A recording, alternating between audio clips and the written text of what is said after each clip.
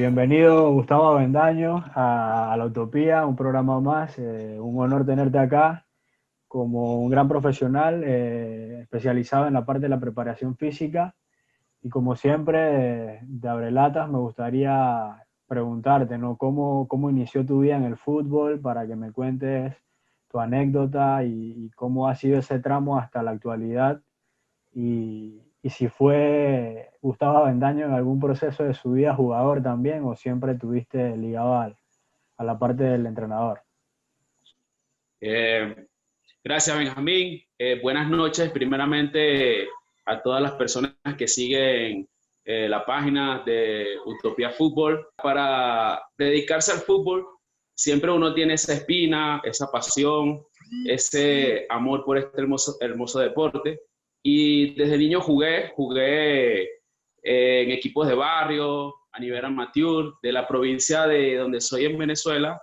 En ese momento no había clubes de profesionales. Tuve la oportunidad de, cuando llegué a una edad sub-17, de jugar y representar la provincia, que allá en Venezuela se le conoce como estado. Y Claro. bueno, esa espina, ahí me di cuenta que no tenía lo suficiente para jugar al fútbol profesional, pero sí quería estar ligado y decidí estudiar la carrera de Ciencias del Deporte, allá mismo en la provincia de donde soy, de nombre Yaracuy. Hay una universidad que se llama UNEI, allá hice la carrera y me especialicé en fútbol. Jugué a nivel universitario, jugaba futsal, jugaba fútbol en el equipo de la universidad. Luego que me gradué en el 2011. Empecé en una academia de fútbol, en una escuela de fútbol, con niños muy pequeños, de 5 o 6 años. Fue mi primera experiencia. Llegué como suplente de Claro. una profesora que se fue de licencia porque estaba embarazada. Y allí fueron mis primeros pasos. Y solo en un mes que estaba allí, la directora de la escuela, era una señora, conjuntamente con su esposo, eran los dueños de la escuela. Me preguntaron que si era capaz de agarrar el equipo sub-14. Y bueno, nada, les dije que sí. Al principio, como todo inexperto, Claro. porque si bien es cierto que el conocimiento teórico es importante, ese día a día también es sumamente importante. Al no haber jugado fútbol profesional, te un poco más en esa parte, y la forma de ir equiparando es, creo que es el estudio. El estudio te hace ir haciendo, ir creyéndote los conceptos para luego tener la solidez necesaria para llegarle al jugador, para convencerlo de esas píldoras que uno le tiene que entregar, de esas tareas que uno tiene que construir, y que ellos vean en ti esa seguridad de lo que estás trabajando y de lo que estás transmitiendo. Luego de ese camino que inicié como entrenador, allá en mi provincia hay dos clubes ahorita actualmente. Hay dos clubes, uno de primera y uno de segunda. Y en ese momento tuve la oportunidad de ir al de primera. Duré un año en esa academia y llegué a ese club que fue el que me abrió las puertas. Duré 3 años, justamente se llama Yaracuyanos FC, Claro. y casualidades de la vida, ya hay dos panameños, uno de los cuales pude compartir en cancha, que es Edgar Góndola, y el otro es Freddy Góndola, Claro. que no pude estar con él como entrenador, pero le conozco. Justamente cuando llegó a Tauro, ya le estaba de salida. Claro. Casualidad de ese equipo, ese mismo club, cuando llegué a Tauro, él ya estaba saliendo. Y bueno, nada, en ese club me dieron la posibilidad de dirigir la categoría sub-12, y paralelamente era asistente de preparación física en las categorías juveniles. Casualidades de la vida, era asistente del profesor José Marrufo, quien es un preparador físico del CAI actualmente. Correcto. Eh, Fueron mis primeros pasos a introducirme más en la preparación física, en la parte práctica de cómo esa teorías del entrenamiento, las teorías tradicionales, las teorías más contemporáneas, se estructuran en las microestructuras de la semana a semana, y también en las estructuras más grandes cuando ya vamos a atender también esas fugas individuales que tienen los jugadores. esas necesidades individuales que tienen. Ahí fue como que mis primeros pasos en la preparación física como tal. Y bueno, nada, ahí tuvimos logros importantes. Salimos campeones en el año 2014 de la Serie Nacional, que es un torneo parecido al de reserva aquí, donde compiten solamente los clubes de primera división. Luego, lamentablemente, el club descendió a segunda, pero en ese periodo que el club descendió, la directiva invirtió en terminar la sede. Actualmente el club tiene una sede muy bonita, de 3 canchas, que paradójicamente, a como está la situación de Venezuela actualmente, el fútbol ha ido creciendo. Creo que hay diversas causas, pero bueno, eso es otro tema. Allí pude la oportunidad de luego de ser el principal en las juveniles. Luego estuve en el equipo filial del mismo club. El equipo sacó una filial que participaba en tercera división, que es el equivalente a Copa Romer. En ese equipo fui preparador físico y después dirigí interinamente, y paralelamente era preparador físico en el primer equipo. Ahí logramos obtener un segundo lugar en ese torneo de tercera división, y en el de segunda también obtuvimos el segundo lugar en el 2016. Entonces tuve 3 años donde fue mi casa. O sea, mi primera casa fue ese club, Yaracuyanos en Venezuela, y de ahí, dada la situación que había, ya José Marrufo, que ya lo mencioné, tenía 1 año acá en Panamá, y él me empezó a hablar del país, de las virtudes que tenía Panamá, como por ejemplo la calidad de vida, la seguridad que hay, las posibilidades de seguir creciendo en un fútbol que es cada vez más competitivo, que es cada vez de mejor calidad con el paso del tiempo.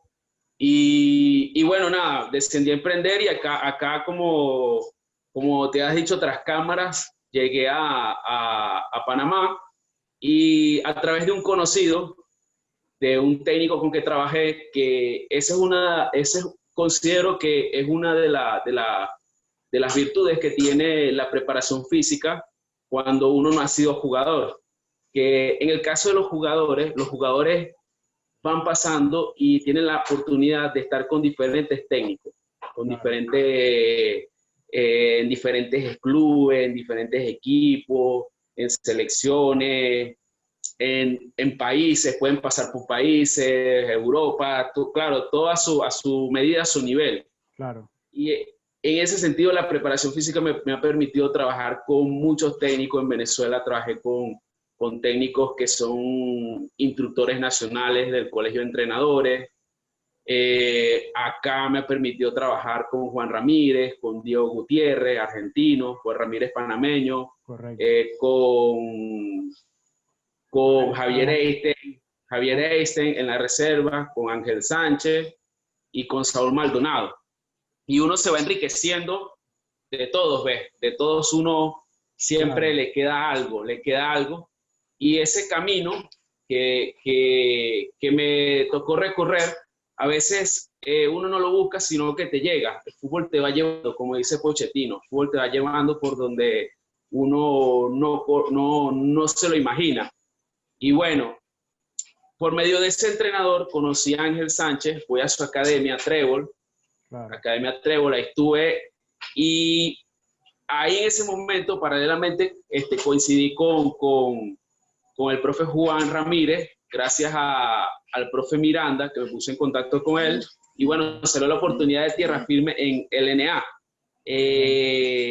Fuimos allí, lamentablemente nos tocó agarrar el equipo en una situación complicada, y fue un descenso. O sea, primera vez que creo que es la primera y única vez que he estado en una situación como esa, pero sirve de experiencia. Claro, en el poco tiempo que tengo, tampoco es el gran experimentado. Después de eso, sigo en Trébol con Ángel, y a Ángel le sale la oportunidad de Costa del Este. Ya Ángel yo no lo conocí acá en Panamá, Ángel Sánchez, claro. Ya habíamos conversado que si había alguna oportunidad, él iba a contar conmigo. Se habló de Costa del Este y ahí fuimos a LNA. Ahí estuvimos un año en LNA donde logramos, El ascenso, ¿no? sí, el ascenso. O sea, fuimos bicampeones. Sí, correcto.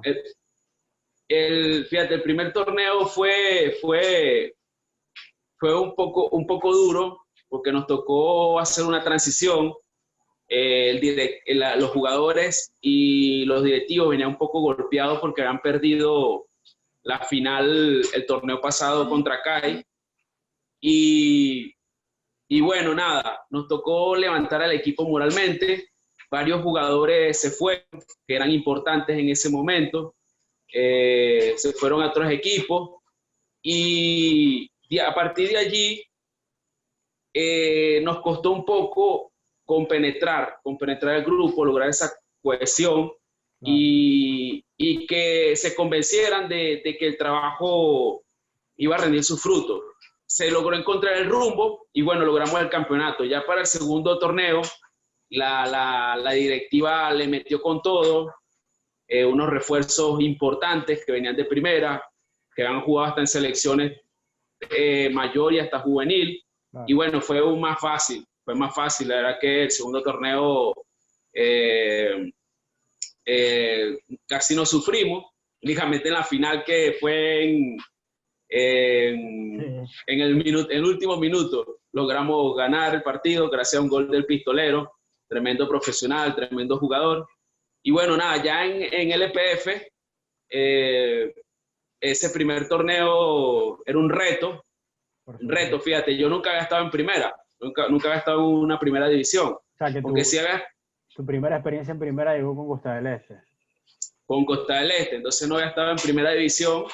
Claro, en Venezuela el torneo, por ejemplo, de segunda división es bien competitivo, es durísimo, es muy duro, pero no se compara igual porque primera división es primera división, sea el país que sea. Los jugadores tienen más calidad, toman mejores decisiones, son más explosivos, están mejor trabajados. O sea, primera, sabes que el fútbol es difícil llegar a primera, y a primera siempre te llegan los mejores,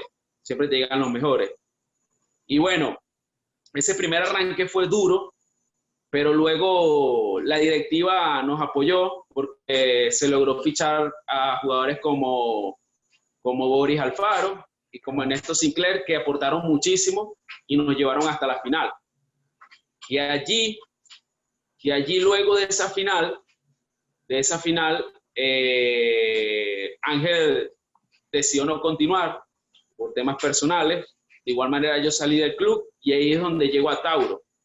Llego a Tauro como entrenador de categorías menores y paralelamente fui preparador físico del equipo femenino, También primera vez que trabajé con el equipo femenil.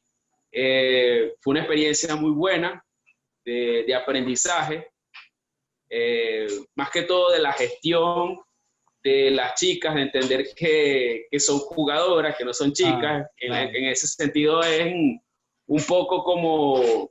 Es complicado separar eso, ¿no? Sí, o sea, es adaptación. Quienes ya están allí ya están adaptados a que les tienen que poner carácter, tienen que poner las normas como son, y uno se va dando cuenta. Hay que ser flexible, eso sí, hay que ser muy flexible, pero en ese que todos los entrenadores decimos, en ese aprieta y afloja, hay que tener buen tacto. Claro. Y bueno, con el equipo masculino, que era la categoría sub-15 y sub-16, fue un grupo muy bueno que me tocó. Ya venían trabajados y nada, fue darle fluidez al grupo. El grupo respondió muy bien. Se promovieron muchos jugadores a las siguientes categorías, sub-17 y sub-19. La mayoría del grupo logró esa promoción. Aparte, logramos títulos que es un tema que yo tengo cuando he trabajado en formación, que Correcto. es una forma de pensar que yo tengo, de que, o sea, yo pienso que primeramente hay que formar jugadores Por supuesto. en que tengan valores, buenos valores como seres humanos. Para mí la segunda arista es que comprendan el juego, tengan comprensión del juego, que sean capaces de entender lo que es un ataque directo, lo que es un ataque combinativo, que puedan entender interpretar. que puedan interpretar esas dinámicas del espacio-tiempo, de la lógica interna del juego, porque así se pueden adaptar también a diferentes técnicos y diferentes estilos. Claro, Una forma de pensar. Y para mí, ganar, o sea, yo lo pongo de tercero, el ganar. Mira, cuando veces que yo he trabajado en categorías menores, siempre, no, que vamos a formar, que vamos a darle continuo al proceso, y yo siempre estoy de acuerdo con eso. Pero también creo que hay que ganar, o sea, crearle esa ambición al jugador de ser ganadores, para mí es parte de la formación. Y bueno, creo que más allá de todo, la formación verdadera considero es crear conciencia, crear jugadores conscientes, que los jugadores, cuando el entrenador no lo esté mirando, estén trabajando de igual manera, que el jugador se vaya a su casa y trate de alimentarse bien en la medida de lo posible, trate de descansar, trate de hacer esas pequeñas cosas que es parte de la supercompensación para que te pueda dar el máximo. Y que el entrenador no tenga que ser un policía. Para mí, ese es la verdadera formación, que el jugador sea consciente y que tenga esos hábitos que lo llevan al profesionalismo y que lo llegan luego a debutar en primera y luego a jugar en una selección. Y bueno, fíjate que necesitaba un preparador físico en la mayor. Yo prácticamente trabajé un año completo y el profesor Saúl me llevó al primer equipo. Y ahí estuve con el profesor Saúl en los primeros meses del año antes del COVID. Claro. Antes del COVID, y hicimos unos 8 partidos muy buenos, donde el equipo rindió de una manera brutal. Correcto. Debutaron varios jugadores juveniles que venían, porque yo paralelamente trabajaba con el profe Saúl y trabajaba con el profe Javier en la reserva. Correcto. Entonces había esa sinergia. Esa sinergia del grupo de trabajo y esa aplicación de métodos similares. Obviamente el jugador en la reserva tenía jugadores de 15, 16 años, 17, en la mayor tenía jugadores de 25, ¿entiendes? O sea, siempre adaptando a la edad biológica, cronológica, evolutiva del jugador, esas dosis, esas píldoras físicas que lo potencian, que lo ayudan a que su rendimiento sea mejor. Y bueno, espectacular. Después vino el COVID, este periodo del COVID atípico Total. En el fútbol, totalmente atípico, pero es una situación que se nos escapa de nuestras manos. Y surge la posibilidad de la selección. Yo no me lo esperaba. O sea, yo siempre trabajo con la idea de disfrutar. Claro. O sea, yo trabajo con chicos de 5 años, de 7 años, de 12, de 17, profesional, amateur, chicas. Yo siempre trato de disfrutar porque es lo que me gusta, es lo que me encanta. Claro. Me encanta entrenar, me encanta el fútbol, y a la selección nunca se le dice que no. O sea, la selección es el máximo nivel de un país, del fútbol de un país, y todo el mundo quiere estar en la selección. Correcto. Todo el mundo quiere vestir los colores, la camiseta, escuchar el himno. O sea, te estoy hablando y a mí se me eriza la piel. Y cuando escucho que el profe Saúl y Ángel están en la selección, luego días posteriores me contactan, me entrevistan, y bueno, se dio esa gran oportunidad, y ahora lo que estoy pendiente es de tratar de estar a la altura ahí de dar lo mejor. Claro, y creo que Creo que me extendí un poco, pero bueno. No, no, no, buenísimo, porque era precisamente, quería saber cómo has ido evolucionando, ¿no? Porque me llama la atención que, como tú mencionas, tienes vasta experiencia si lo resumimos en las cosas que has vivido, pero no son tantos años. O sea, creo que tu proceso ha sido bastante rápido o has escalado bastante rápido. Y en ese sentido, como tú dices, me imagino que cuando te llamó la selección todavía se te eriza la piel. ¿Qué representa para ti el estar a la altura, ¿no? O sea, esa Sí, oportunidad, cómo la llevas? sí, o sea, fíjate, acá en este espacio que tú tienes, sé que han pasado grandes profesionales como el profe Correcto, Jorge Santos, como Porfirio Rebolledo, en el caso mío que también soy entrenador, correcto. eh, Javier Einstein, por ahí se me escapan algunos jugadores que han compartido su experiencia y que esas vivencias sirven también para jóvenes que también tienen ese sueño. Correcto, es la idea. Y claro, entonces, fíjate, si yo sé que acá en el lugar donde estoy, muchos quieren estar. Y, y en ese sentido, no, para mí no es que es presión, pero sí trato de disfrutarlo al máximo y trato de salir en cada entrenamiento con lo mejor que tengo. Y trato de estar siempre al día a día de lo que se está haciendo en la élite. Por allí tenemos una herramienta muy importante que es el Internet, una herramienta poderosa, fíjate, nos permite estar acá conversando a nosotros, Correcto. que, que da esa posibilidad, da esa posibilidad y no hay que dormirse en los laureles, o sea, hay que seguir progresando. Yo siempre pienso, mira, yo he escuchado una frase cuando jugaba, y se la he escuchado a mucha gente, de que lo más difícil no es llegar, sino mantenerse. Es una frase muy gastada. Y yo pensando, yo dije, pero ya va, más difícil es superarse. O sea, porque yo llegué a un nivel, pero siempre hay un nivel más alto. Por supuesto. Siempre podemos dar más, tanto el jugador como el entrenador, como el preparador físico, como el directivo, como un periodista, todos los que estamos en el fútbol, siempre podemos dar más. Y yo pienso, bueno, y ahora yo digo que lo más difícil es superarse, seguir superándote de nivel. Hay que tratar de superar o igualar los que hicieron lo que hicieron los que estuvieron antes que nosotros. Panamá ya es una selección que está, por ejemplo, en el caso donde me toca a mí incidir más, que las categorías menores, ya es una selección que está acostumbrada a ir a mundiales. Entonces, por allí es ese reto, que más allá del reto es un compromiso que hay con seguir dejando el fútbol panameño en alto. Correcto. Y me parece interesante lo que mencionas, el tema de superarse continuamente y de estar a la altura y de buscar más.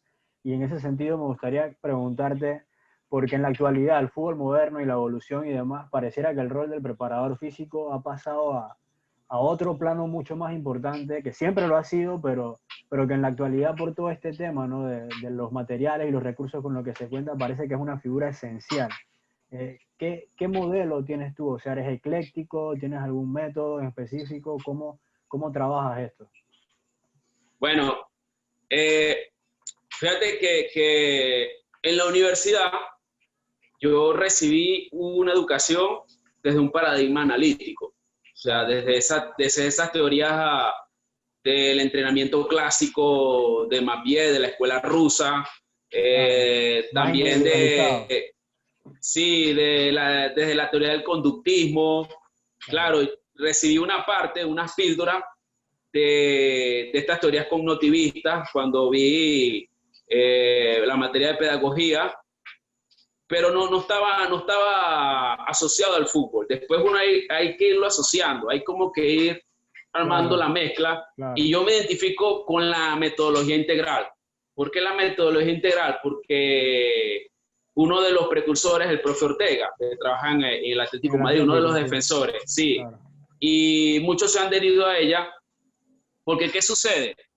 Que no hay una fórmula secreta ni una fórmula ganadora, sino lo que el contexto requiera. Entonces, tú vas a un club, vas a un equipo y tratas, lo primero que haces es analizar un análisis. ¿Qué estructura tenemos? Luego, ¿qué infraestructura? ¿Dónde vamos a entrenar? Luego, los materiales que tenemos. Claro. Luego, vamos a la plantilla. En el alto rendimiento, los exámenes médicos, nutricionales, psicológicos, un perfil. Hay que construir un perfil individual de jugador. Entonces, ahora, fíjate, ahora le llaman perfil condicional, que tiene que ver que tiene que ver todo lo que es esa valencia física, capacidades físicas y los parámetros antropométricos, de peso, talla, medida, claro. Eso es fundamental, por ejemplo, en categorías menores para ubicar un jugador, para perfilar.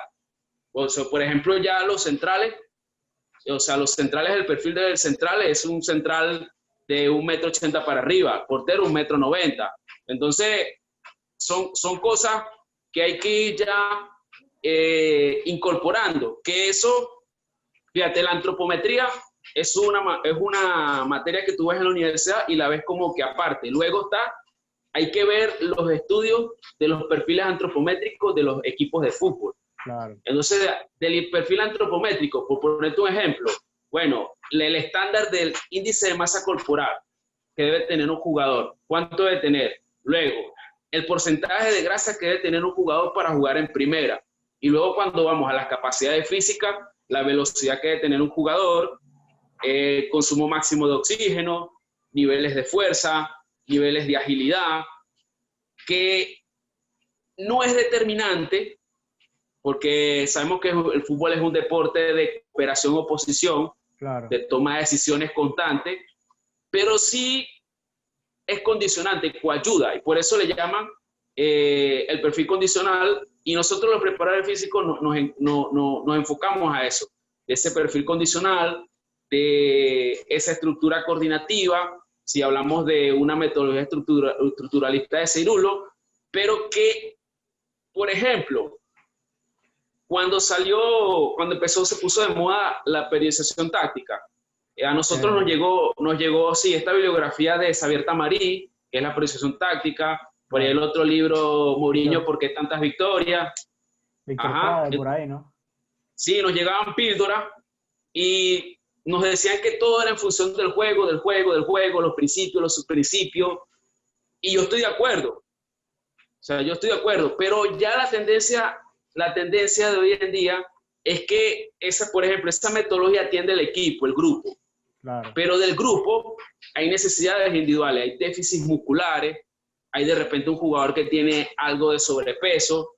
¿Y cómo lo atendemos? Con entrenamiento deportivo, con entrenamiento individualizado. Entonces, la metodología integral te permite eso, traer el método analítico, traer el método global, traer método sistémico enmarcado en la periodización táctica, donde sí, el modelo de juego te marca el camino, pero esa construcción del modelo de juego, la receta, tú puedes meterle de todo, claro, lo que tú quieras, lo que consideres, esa receta para que ese modelo de juego se vea. Y eso es lo que me ha permitido, por ejemplo, adaptarme con diferentes entrenadores, de entender cuando me hablan de una defensa zonal, cuando me hablan de un pressing alto, un bloque medio, un bloque bajo. O sea, esa comprensión del juego, entender que claro, te ayuda, por supuesto. Sí, sí, claro. A ver, por ponerte un ejemplo, en un trabajo de espacio reducido, de fútbol reducido, que en inglés le están diciendo small sided games, por ejemplo, allí vemos que los jugadores hacen más contracciones excéntricas, hay más tensión de la fibra. ¿Por qué? Por la frenada, por la aceleración, por la desaceleración, la repetición de un estímulo en el tiempo, y el preparador físico allí se convierte en una persona que aporta esa diferenciación, que si trabajamos en un espacio reducido, no es igual que trabajar en un espacio amplio, son demandas físicas diferentes, y que luego estos dispositivos tecnológicos, que tuve la oportunidad ahorita en la burbuja de de trabajar con ellos, nos permite cuantificar eso, que antes con métodos tradicionales era imposible medir las desaceleraciones o aceleraciones a todo el grupo, porque no puedes estar pendiente de todo. Claro. O sea, te volvías loco de cuantificar eso, era casi imposible. Ahora estos dispositivos, esta tecnología te permite medirlo y hacer una estadística. Entonces, ahora somos preparadores físicos, recopilamos datos, luego analizamos los datos y luego le damos esa información a los entrenadores, al DT, al asistente, ya más procesada para que ellos tomen mejores decisiones. Claro, y dentro de esa complejidad, o sea, ¿crees que realmente ha sido esa capacidad que ahora tenemos de recolectar datos que antes no, lo que ha acercado los niveles en los equipos grandes de los pequeños? O sea, esa capacidad que se tiene de obtener estas nuevas herramientas.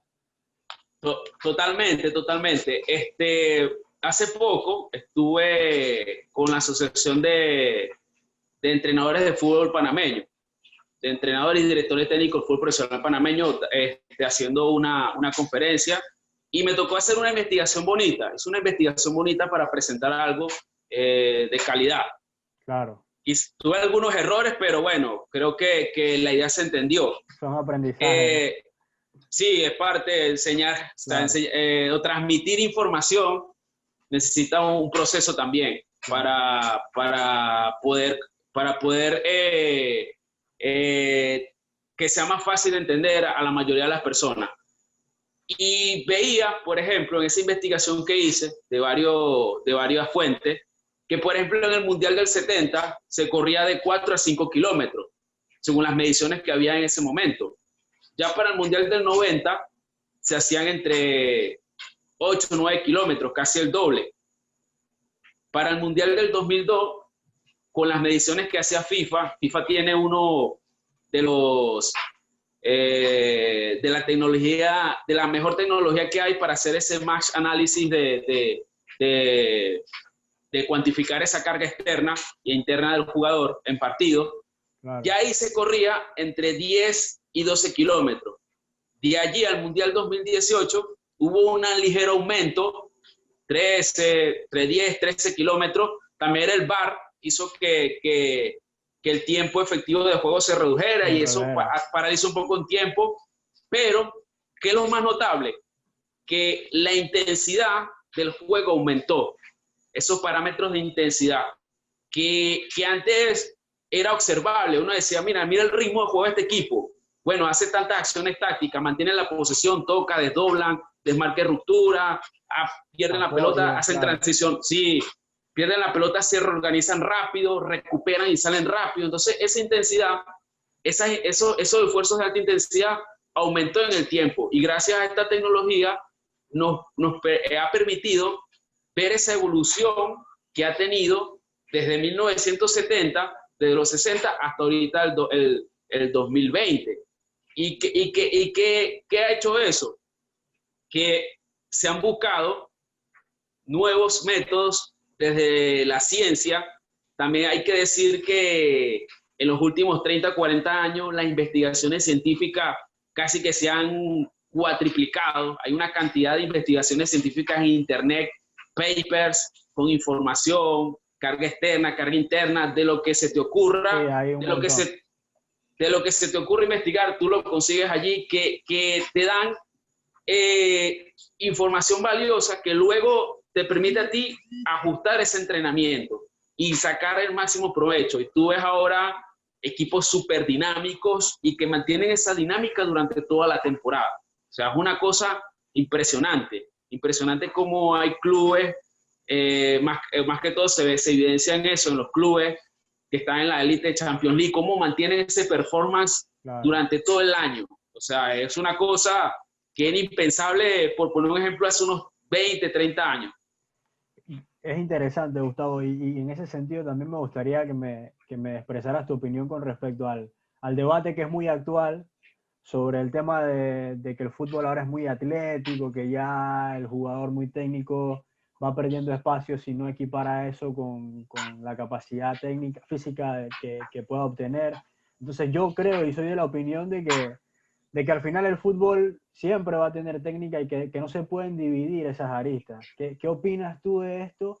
Y llevándolo también a lo que me mencionabas en antes, o sea, el reto que tienen ustedes como preparador físico, porque, ok, la antropometría de un central o de un portero, sí es verdad que tienen que ser jugadores altos, pero llevando eso hacia, como dicen ahora, el modelo de juego, los roles nuevos que juega un central, que tengan buen pie, que salgan jugando, entonces pueden ser altos, pero no pueden ser troncos. ¿Cómo los preparamos? O sea, ¿me entiendes? ¿Cómo es ese trabajo? ¿Qué opinas tú? Bueno, bueno, a ver, como te ha dicho, en esa fórmula que tú creas para ese modelo de juego, desde mi experiencia y desde mis estudios, también he hecho estudios de entrenador, cursos de entrenadores, y hice un máster en Fútbol Lab de online el año pasado.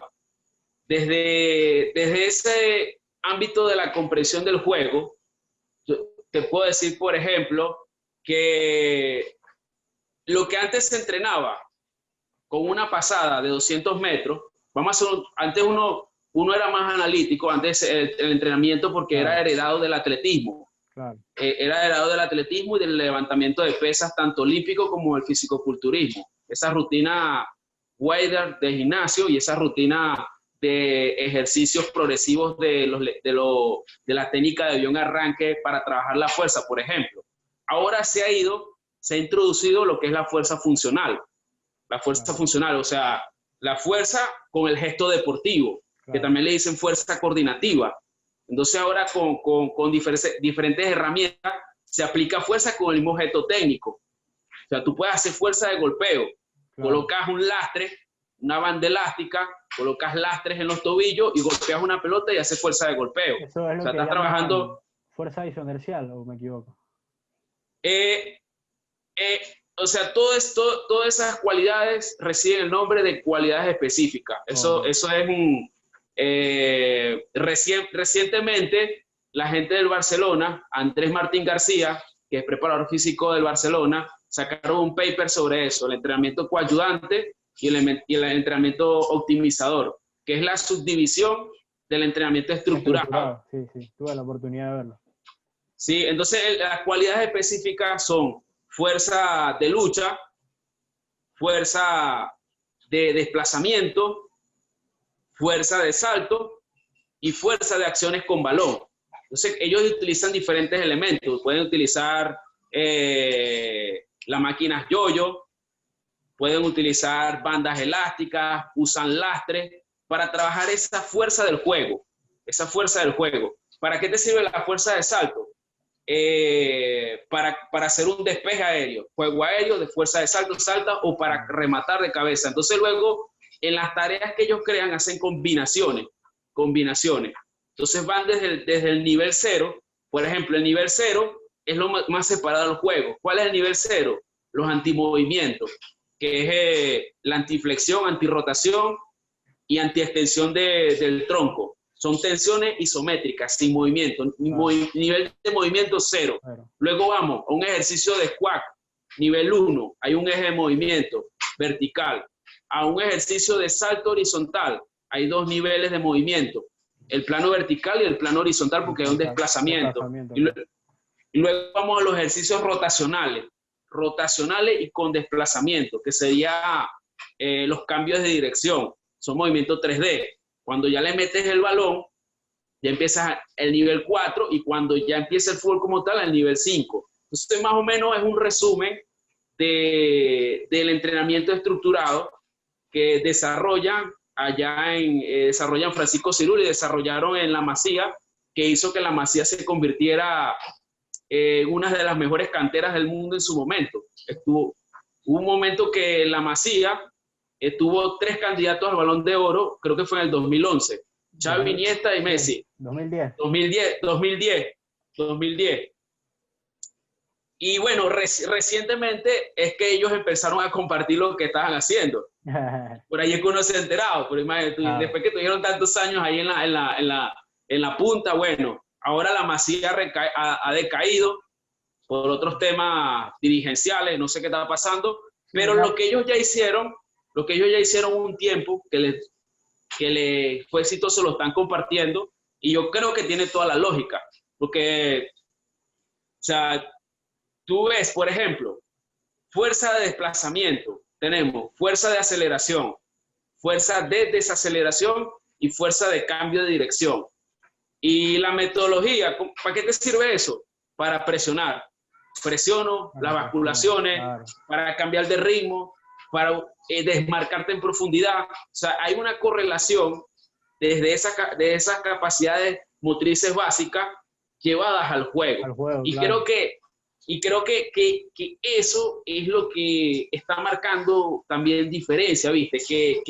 Que sí, claro, el fútbol de calle, fíjate, el fútbol de calle, fútbol de potrero, en España le dicen fútbol plaza, te da algo que es esa picardía, porque en el fútbol de calle tú vas a la cancha, yo he jugado fútbol en la calle y te toca jugar, sí, que la mayoría hemos jugado, bueno, nuestra generación, hoy en día los chicos, sí, se está perdiendo bastante, se está perdiendo.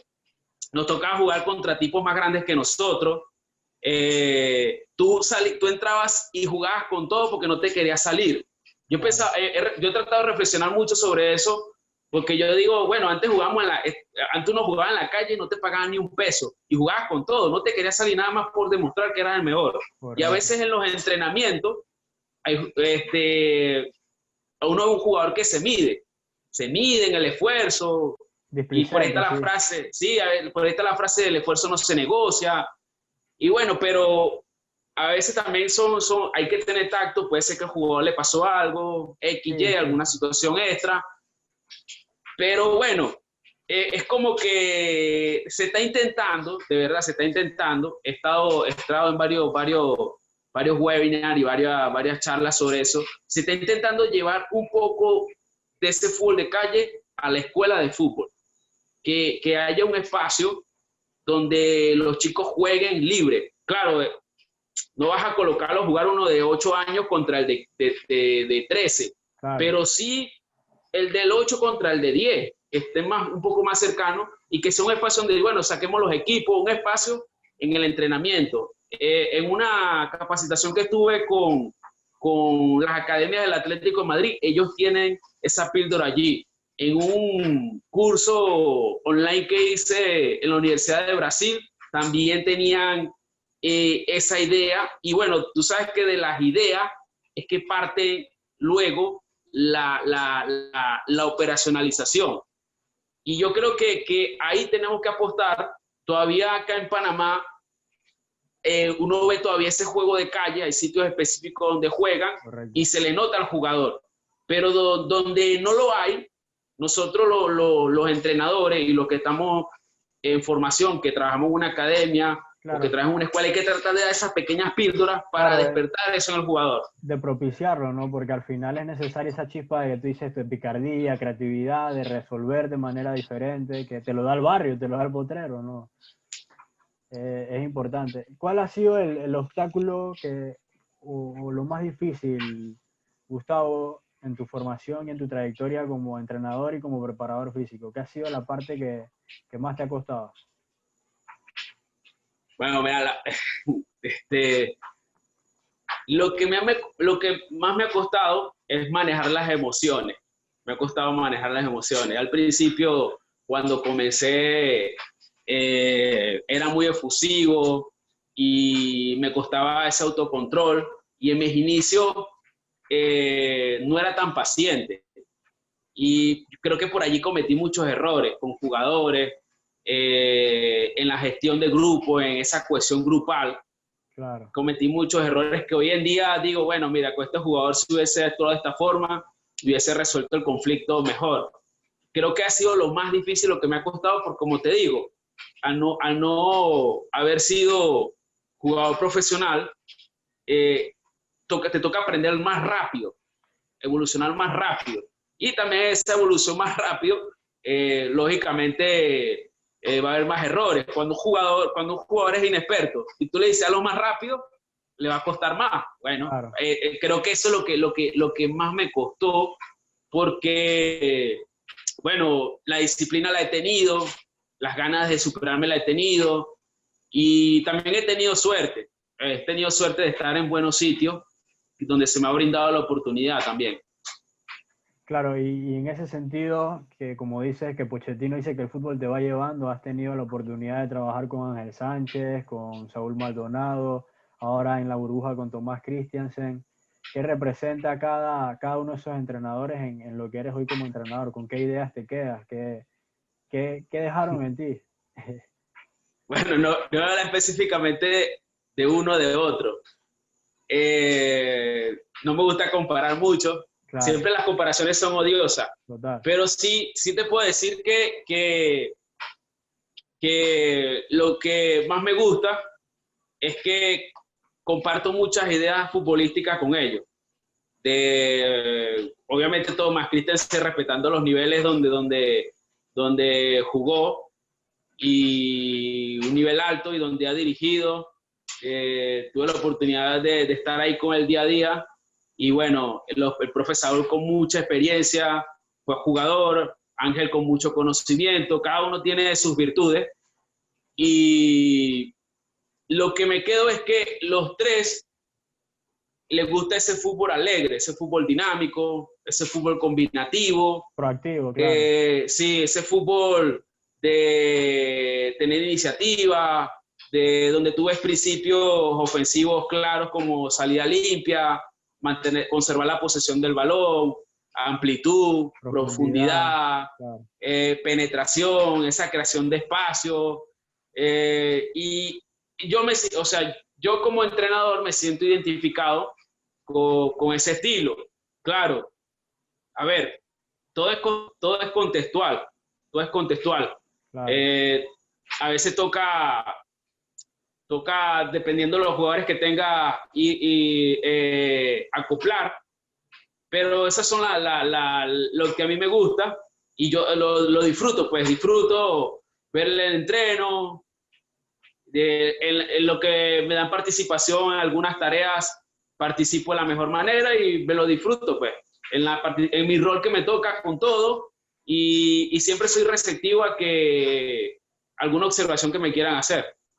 Claro, eso es importante, pero igual me imagino que estando ahí absorbes muchísimo y como entrenador vas nutriendo tu idea también y dices algo que yo que estoy empezando todavía me lo cuestiono y por eso te lo pregunto a ti, porque por ahí dice para mí un maestro Bielsa que uno no puede convencer a un jugador de algo en lo que no cree. Entonces es como una disyuntiva en la que yo me planteo y me pongo, pero ok, si llego a un contexto en donde mi idea no cala por las características de los jugadores que tengo, entonces ¿qué hago? O sea, tengo que trabajar en base a algo que no creo o cómo se maneja eso, o sea, ¿entiendes? O sea, porque la idea es que el jugador te crea y para creerte tiene que ser algo que tú crees.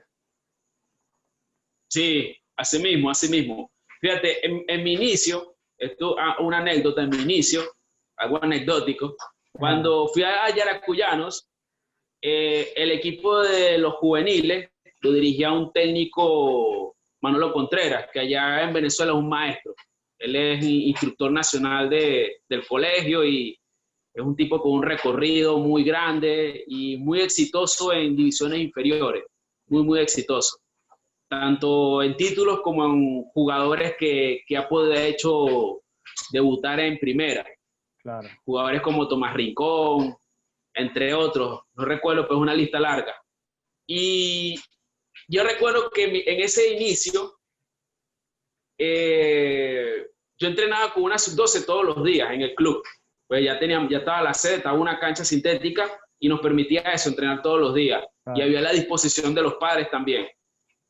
Y yo recuerdo que yo me copiaba mucho de él. O sea, yo veía los ejercicios que él hacía con el equipo juvenil, los ejercicios técnico-tácticos, y yo me copiaba y los adaptaba a los chicos. Y ahí me di cuenta de que con una forma de entrenar, que en ese momento no era mía propia, porque no era algo que yo había creado, sino algo que había adaptado, Claro. obtuve un resultado y obtuve una manera de jugar del equipo. O sea, para ponerte un ejemplo, hacía muchos rondos, muchos trabajos de posesión, muchas ruedas de pase, muchas acciones combinadas, trabajaba mucho eso, sí, trabajaba mucho eso, pero no era, ¿cómo te explico? No era algo en lo que yo estaba convencido, sino que era algo como más que todo para desarrollar al jugador técnicamente, que tuviera buena técnica, buen control. Claro, y después de un tiempo, el equipo jugaba bien, o sea, jugaba bien dentro de mi idea, pues, dentro de mi idea, dentro de lo que me gustaba. El equipo hacía paredes, triangulaciones, no rifaba el balón. O sea, tú te das cuenta cuando un equipo recupera el balón y lo primero que hace es identificar un hombre libre y juega. Buscando la conversión. Hay equipos que tú ves jugando y recuperan el balón y rechazan. Por ejemplo, si la recuperan en zona defensiva. Hay equipos que la idea es, al recuperar aquí en zona 1, el sector defensivo, hay que rechazar para alejar el peligro. Y después salimos y presionamos arriba. Es una idea, es válido. Hay equipos que recuperan en zona defensiva y hacen pase de seguridad con portero para iniciar. O otros que progresan de una vez. Entonces, cuando tú te das cuenta, bueno, mira, en ese momento yo logré algo, que ahora que tengo más conocimiento, era algo que va correlacionado con las ideas que tengo. Por ponerte un ejemplo. Claro, en este paso por el fútbol nacional, los años que tienes, ¿qué valoración tienes del fútbol panameño y del futbolista panameño? Te digo, el futbolista panameño es un dotado. O sea, un dotado. Fíjate, en esta región de Panamá, el área metropolitana, Colón, Chorrera, toda esta zona cercana, hay mucho fútbol. O sea, se respira fútbol. Tradicionalmente Panamá en ese sentido era parecido a Venezuela, que era el béisbol como el primer deporte, pero en esta región Panamá es fútbol por todos lados. Liga, fútbol, mucho más desarrollado que el interior del país. Tanto en lo que he visto y en lo que me han comentado la gente de acá. Y veo que la competencia es alta. Por ejemplo, estuve en la Liga Distrital San Miguelito y había 22 equipos en categoría sub-16. 22 equipos. Y hay otras ligas. Está la Liga de Chepo, está la Liga de Panamá, Chorrera, está la Liga de Panamá. Hay jugadores en reserva. Entonces hay una alta competencia y ese jugador que te termina llegando, que es talento, es muy bueno estructuralmente en su anatomía, en biotipo, en tamaño, en un predominio de fibras rápidas, de fibras explosivas tipo 2, tipo 2A y tipo 2B, se le nota en los saltos que pega, en la explosividad. Y bueno, lo que yo veo que se debería mejorar es esa detección más temprana del talento. O sea, que el jugador no te llegue con 15, 16 años de reserva, no, que te llegue a los clubes a los 12, 13 años. Y a partir de ese allí, hacer un trabajo más metódico de entrenamiento, enseñanza, porque van de la par. Entrenamiento en las capacidades. El fútbol no es un deporte que depende exclusivamente de capacidades físicas. Claro, no. Es como el atletismo, no es como el levantamiento de pesas, que el atletismo depende, por ejemplo, el corredor de 100 metros depende de la fuerza explosiva y velocidad. El levantamiento de pesas, el levantador de pesas de la fuerza explosiva. El corredor de fondo, netamente de capacidad aeróbica. El fútbol no, el fútbol es mixto, es una mezcla, es un deporte intermitente de esfuerzos de alta intensidad. Y eso el jugador panameño lo tiene. ¿Qué necesita también? Pero claro, necesita ese trabajo sea acorde a su edad evolutiva. Claro. La parte prepuberal y puberal, y también ese entrenamiento de esa capacidad física enfocado a un aprendizaje del juego, a una comprensión del juego, a un entendimiento del juego. Claro, a lo cognitivo, ¿no? Que tengan la capacidad de interpretar, de comportarse tácticamente con un orden, mantener la concentración, todo lo que tiene que ver con el aspecto mental. Sí, concentración, atención, la atención selectiva. Claro. Está la atención y la atención selectiva. La atención selectiva a indicadores del juego. La motivación, el autocontrol, la autoconfianza, jugadores que tengan buena autoconfianza, que crean en ellos. Como dice Bielsa, Bielsa tiene una frase, a mí también me gustan mucho las ideas de Bielsa, que el jugador debe tener un ego, pero no debe caer en el egoísmo. El Claro, jugador tiene que creérsela. Lo que tiene correcto, que tener un equilibrio donde no se ponga por delante del equipo. claro. Y Gustavo, ya para ir cerrando, vamos a hacer unas preguntas un poco más, porque el proyecto enmascara eso, ¿no? Para mí, antes que nada, y creo que tú también lo sientes de esa manera, porque cuando hablabas del orden de prioridades en cuanto a la formación del jugador, el primero es crear una persona de valores, y yo creo que el fútbol se asemeja mucho a la vida por eso, porque construye valores, entonces me importa también mucho esa parte de los que pasan por acá. En ese sentido, preguntarte qué es lo que ha construido el fútbol en ti como persona, qué es lo más importante que te ha dejado. Bueno, mira, lo que me ha dejado el fútbol es tener disciplina, tener mucha disciplina cuando a uno le gusta algo. Cuando te gusta algo, tienes que ir a por todas por ello. Tener empatía, mucha empatía, tratar de ponerme siempre en los zapatos de los demás. Cuando tú comprendes eso, también te tratas de ponerte en el zapato hasta del entrenador que vas a enfrentar. Vas a enfrentar a un Claro, entrenador, vas a enfrentar a ese equipo y tú tratas de contextualizar, según la información que tiene, cómo se podría sentir ellos. Y eh, la motivación, esa motivación de seguir creciendo y el tener una pasión, o sea, el tener una pasión, que un hobby, que es un privilegio, que puedo decir que es un privilegio que tengo de haber hecho mi hobby, tu mi forma de pasión vida, y mi trabajo, mi claro. forma y mi estilo de vida. Y que lo disfruto, o sea, me disfruto leyendo un artículo, disfruto leyendo un libro o un extracto de un libro, o a veces me llega información y veo el índice y apunto por allí alguna cosa que me llamó la atención. O sea, Claro. es el disfrutar siempre eso que escogimos para hacer, que no solamente aplica al fútbol, aplica para todo en la vida. Sí, te comprendo en su totalidad porque yo a pesar de que obviamente no tengo los años de experiencia que tienes, que estoy empezando en esta faceta, pero sí he compartido desde niño la pasión que siento enormemente por el juego, por el fútbol. Incluso en mi casa siempre me decían, pero aquí no, el fútbol no te va a comer porque sigues jugando con 26 años. Pero era una cuestión que, como tú dices, o sea, me da vida, me inyecta energía. Entonces estudié periodismo deportivo, me gradué de comunicación social porque quería seguir ligado al deporte de alguna manera.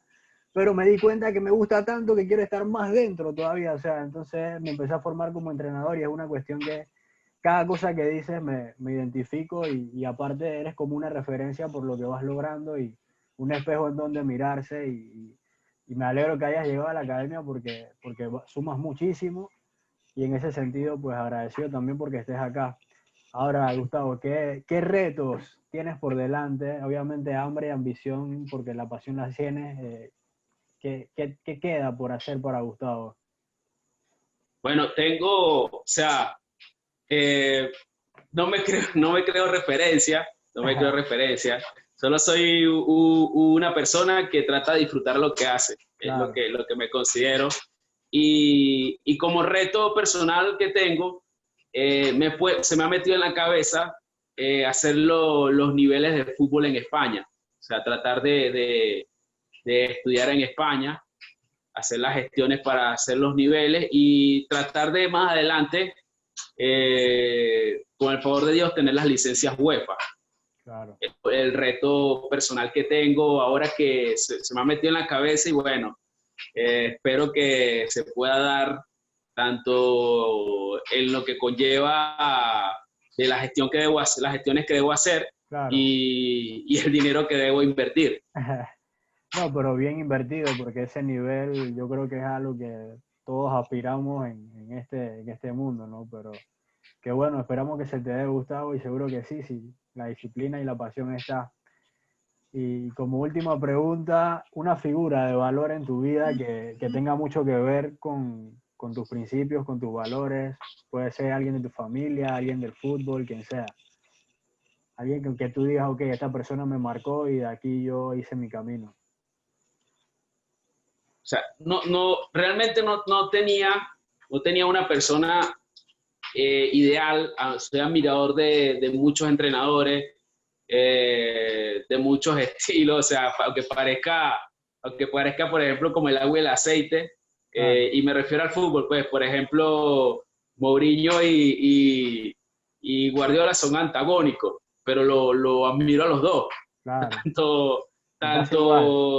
sí, o sea, me pasa, o sea, no tengo eso de que no, que me declaro, pero ahora, en los últimos tiempos, he estado indagando mucho sobre Johan Cruyff, el holandés, y Claro. estoy estudiando su vida, todo lo que hizo, y me ha ido, me ha hecho ir a ver partidos antiguos. Claro. Partido, estaba viendo un partido del Mundial 74. Me da risa porque son partidos antiguos y veo el fútbol como se jugaba y lo veo ahora y wow, qué diferencia. Pero bueno, eh, me estoy sintiendo muy identificado con él. Todavía no estoy a ese nivel de idealizarlo, pero creo que por ahí voy. No, y casualmente, a manera de anécdota, yo también hace poco estuve viendo justamente un partido de ese mundial, creo que fue contra Alemania, que quería ver porque estaba en un curso de análisis táctico con el periodista argentino Vicente Muglia, no sé si lo conoces.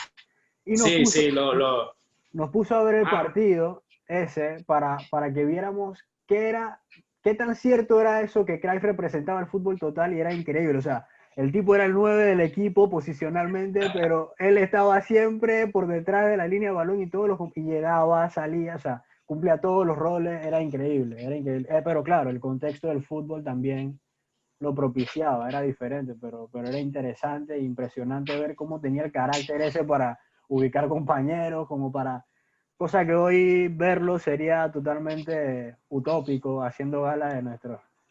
haciendo, o sea, me identifico con ese nombre que lo colocaron porque la utopía es de soñadores. Es correcto, o sea, parece ideal y que nunca llegas, pero te sirve para caminar y para ver lugares que pensaste que no ibas a ver y por eso me encanta como concepto de vida.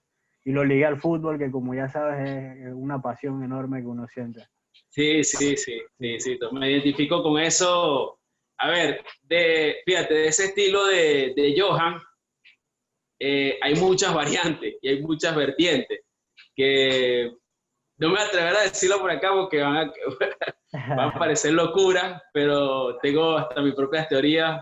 Después, quizás en privado la conversemos. Sí, sí, me gustaría, Gustavo. Y bueno, nada, ya para cerrar, despedirte agradeciéndote por el tiempo, la disposición y wow, la amalgama de conceptos que dejaste aquí y la experiencia, las anécdotas, todo aquello que enriquece, como te comenté eh, antes de la cámara, que la idea es eso, ¿no? Que la gente tenga acceso a educarse desde otro sector del fútbol, a escuchar, a comprender, no solo a lo clásico, ¿no? Sino que tengan también una plataforma donde los referentes, los que están en posiciones de jerarquía o de influencia, pues sean quienes nos cuenten y ayuden a esa retroalimentación. Así que agradecerte por eso y esperamos que te haya gustado la charla, porque fue una charla de fútbol llena de conceptos, sí, pero una charla en fin.